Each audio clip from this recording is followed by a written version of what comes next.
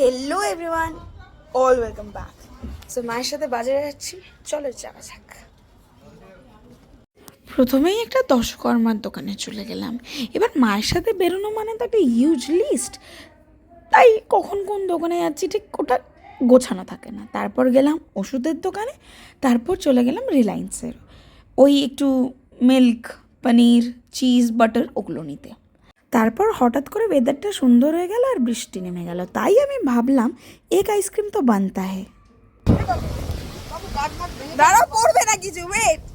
চল না তাড়াতাড়ি বাবু, চল না, মাথা কিছু পড়ে যাবে। বলতে দাও আমাকে, ভিডিওতে বলতে দাও। যখন বেরোলাম তখন কিছু নেই, এখন রাস্তায় বেরিয়ে বলছিল ঝড় ঝড় ঝড়, ফাইনালি এখন ঝড় এসছে।